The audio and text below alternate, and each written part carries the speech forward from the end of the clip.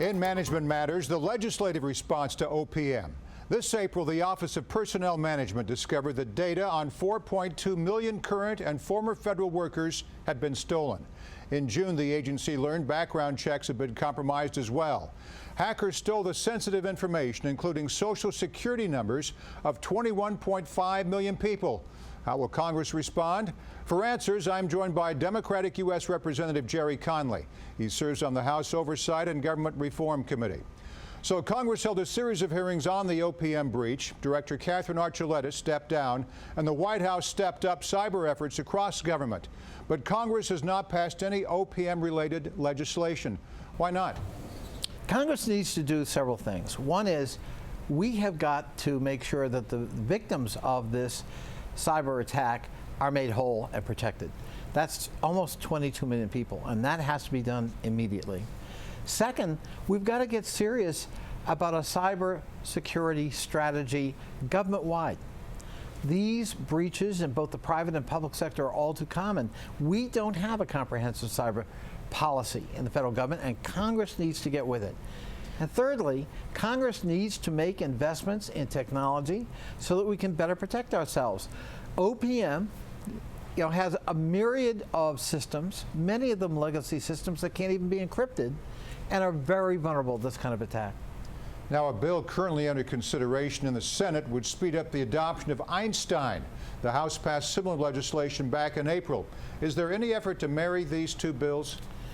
It is my hope that in the fall we will be able to marry these two bills. Had Einstein 3, kind of sounds very Byzantine, but had Einstein 3 been in place at OPM, we probably could have better protected many of the millions of people who were affected. And Gerry, your Republican colleague, Representative Jason Chaffetz, wants to see more people fired. He sent a letter to acting OPM Director Beth Cobert earlier this month. Here's an excerpt. I write to augment concerns that Ms. Donna Seymour, Chief Information Officer for the Office of Personnel Management, is unfit to perform the significant duties for which she is responsible. Chaffetz says Seymour intentionally misled the agency's Inspector General. So, Congressman, should she step down? No. My friend Jason Chaffetz sort of has an Alice in Wonderland strategy. Whenever there's a problem or perceived problem in the federal government, off with your head. So everybody who ever has a problem should be fired or should resign. Ms. Seymour actually is, I hope, part of the solution, not part of the problem. She's relatively new to the agency. She's been praised as recently as this week by the CIO of the entire federal government, Tony Scott. She's been praised by the new acting head of OPM as being part of the solution.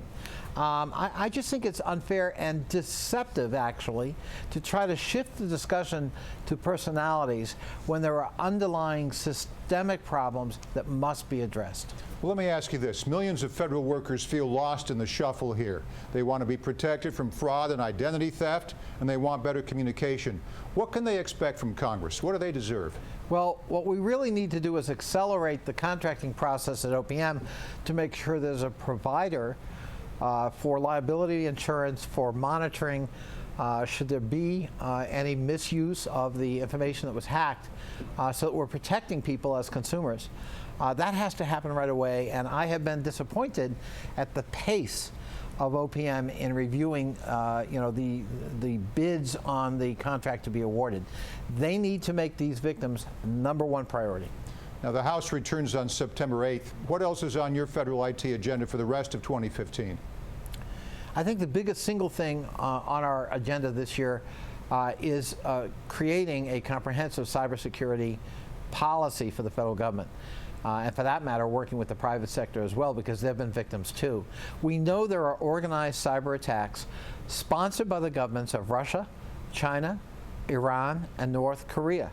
And we've got to acknowledge that fact and protect against it both diplomatically and technologically.